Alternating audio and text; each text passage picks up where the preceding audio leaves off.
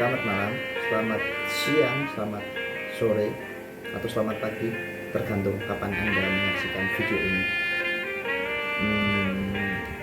Kata-kata itu akrab di tengah di telinga kita kan.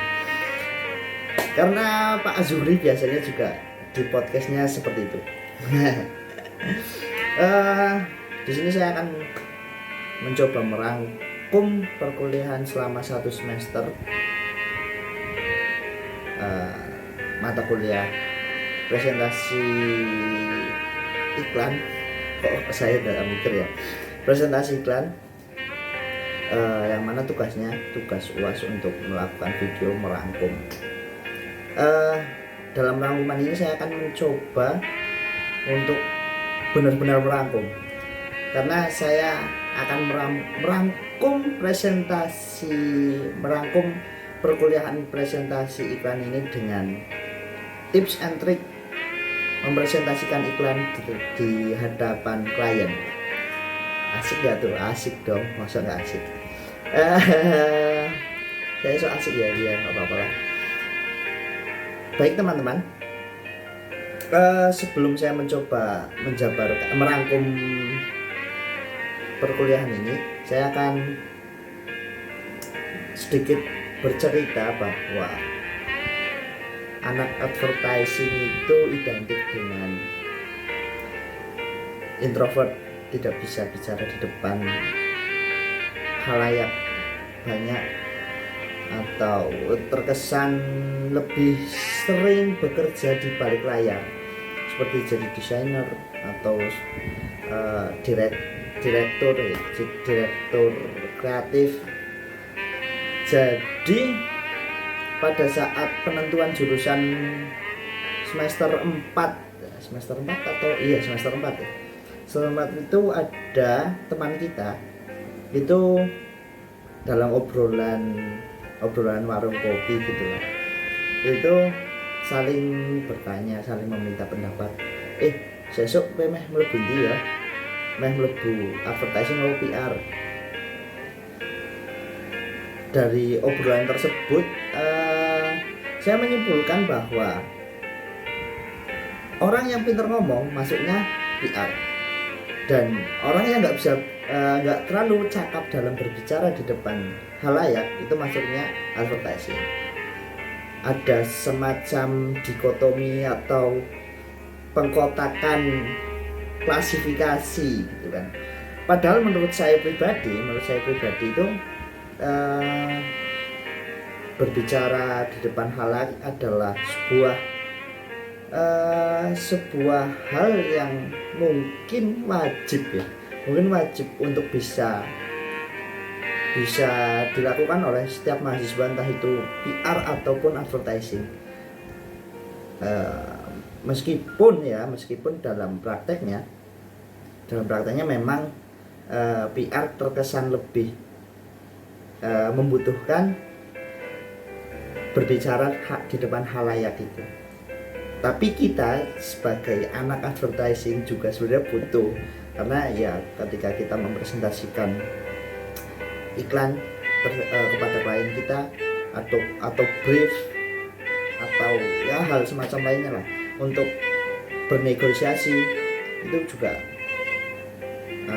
presentasi ini sangat dibutuhkan. Jadi kecakapan atau kemampuan presentasi ini tidak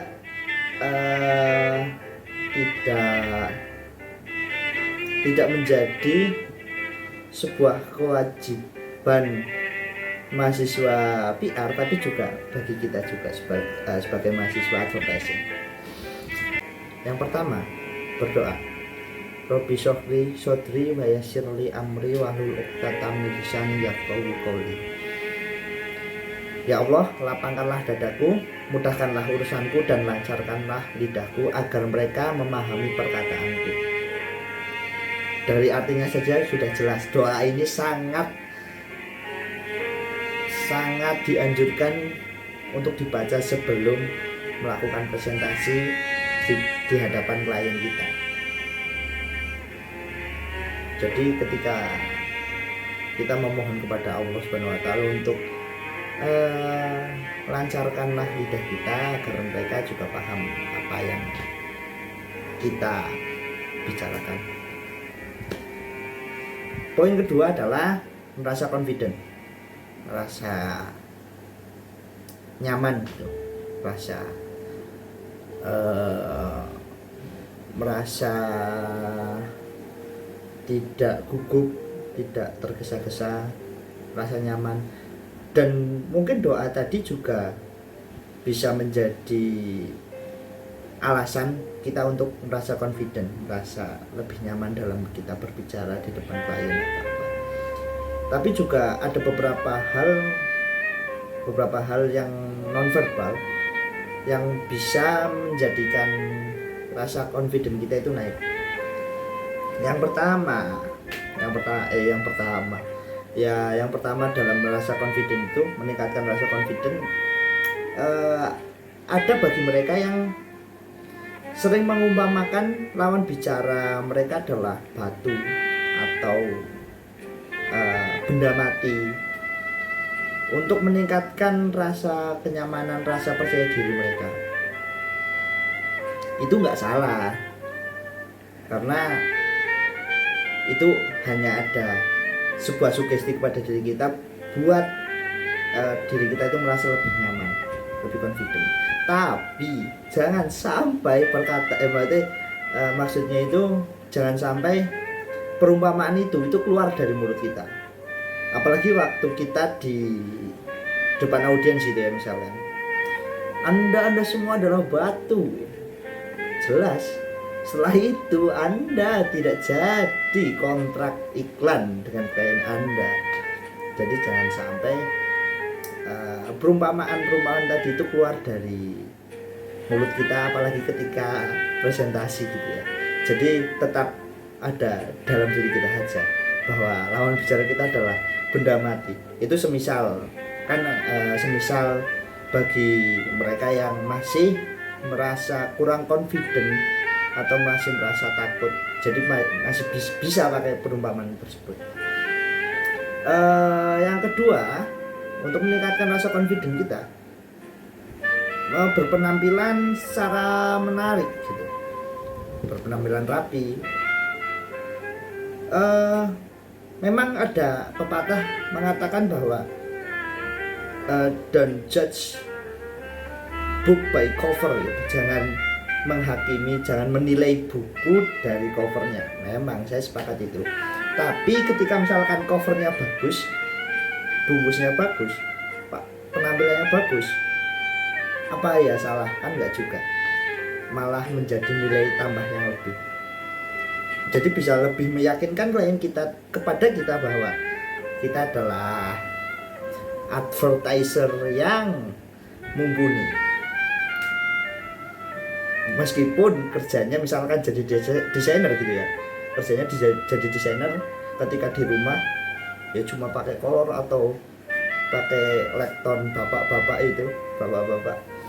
pakai sarung gitu. Itu beda urusan. Ini ketika misalkan kita sedang mempresentasikan ketika misalkan kita sedang mempresentasi gitu terhadap klien kita pakai kolor atau pakai sarung gitu, atau pakai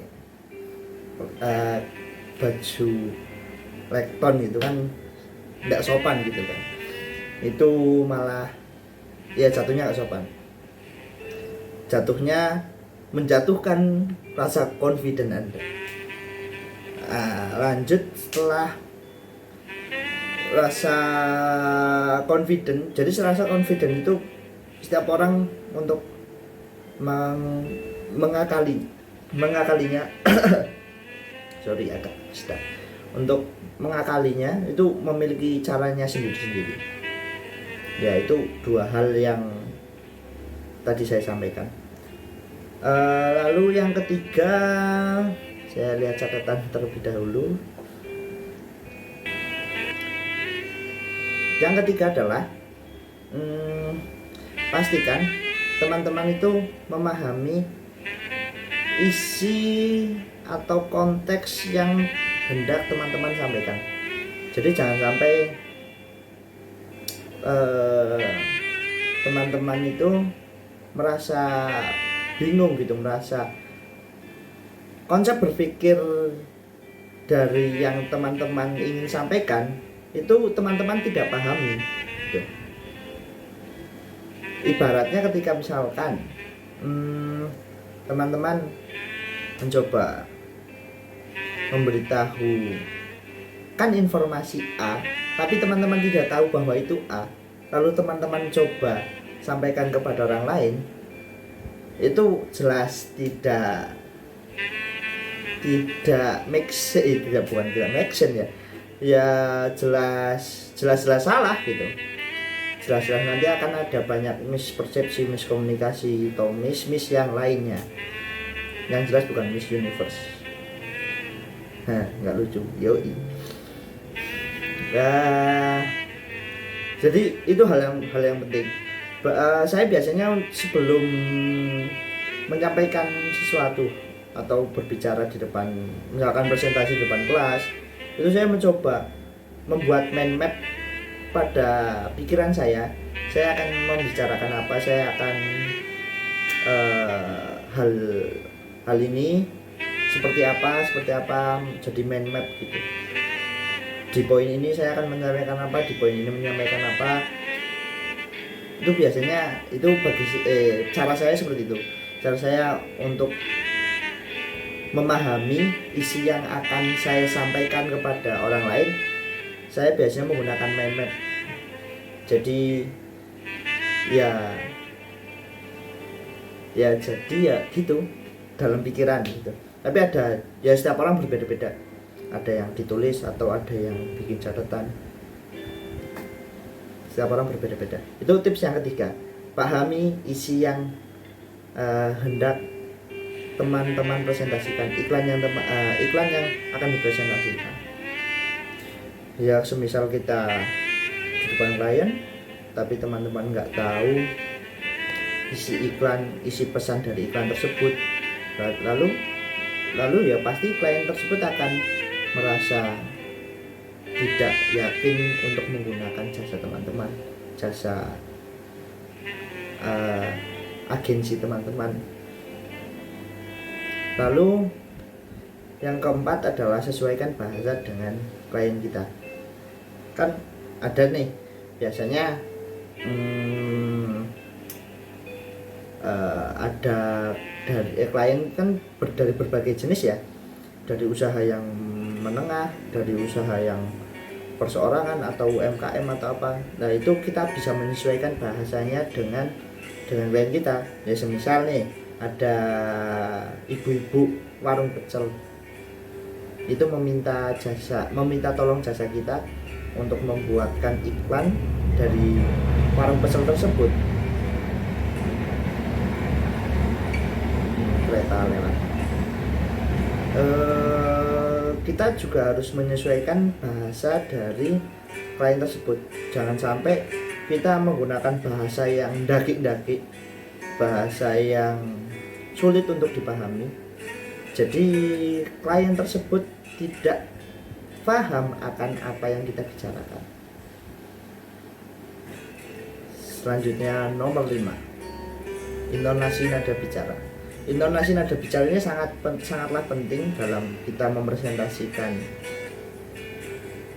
iklan kepada klien, karena dari intonasi nada itu bisa mencerminkan keyakinan kita, mencerminkan pemahaman kita, mencerminkan emosi kita tepatnya. Masa iya ketika misalkan kita presentasi iklan di depan klien kita, salah mas ya, jadi ini iklannya seperti ini, Anda bisa tonton sendiri. Itu jelas sangat tidak etis lah, sangat tidak etis, dan emosi yang terbaca adalah emosi yang sedih, emosi lelah, bukan emosi yang positif, tapi emosi yang negatif yang terbaca.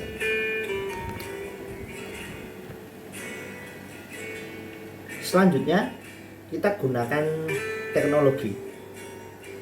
Eh, kenapa? Ya karena kita hidup di zaman 4.0. Enggak deh. Teknologi itu, ya kenapa kita menggunakan teknologi ya sebagai penunjang kita dalam mempresentasikan iklan tadi. Kita bisa menggunakan PowerPoint, kita bisa menggunakan komputer, laptop, atau apapun lah yang bersifat teknologi. Itu kan juga sebagai device pendukung saat kita presentasi. Ya, seperti saat ini ketika saya membuat video, saya juga menggunakan teknologi sebagai alat perekam, sebagai alat pendukung. Mungkin itu saja tips dari saya. Bila ada tutur kata yang kurang teratur atau tutur kata yang kurang berkenan, saya mohon maaf. Terima kasih. NIM 045 Muhammad Nikmal Maula. Saya lupa mempresentasikan UMKM. Jadi saya punya UMKM saya sendiri, sedang saya rintis. Saya akan mencoba mempresentasikan UMKM saya. UMKM saya itu bergerak dalam jasa, tepatnya di jasa servis laptop atau komputer. UMKM ini berdiri pada tahun 2018 saat saya pertama kali di Jogja. Karena hobi saya utak-atik barang-barang elektronik, laptop atau komputer, jadi saya akhirnya membuka UMKM ini yang bernama Fix IT. Namanya lumayan ya. Fix IT ini ya masih kecil ya, UMKM berbagai jasa. Kadang pengguna jasa ini tidak mesti selalu ada dalam tiap minggu, tapi teman-teman bisa menggunakan jasa saya, install ulang, ganti hardware, atau rakit PC, atau apapun yang berkaitan dengan laptop dan komputer. Nanti logonya itu seperti ini. Dan sekian, terima kasih.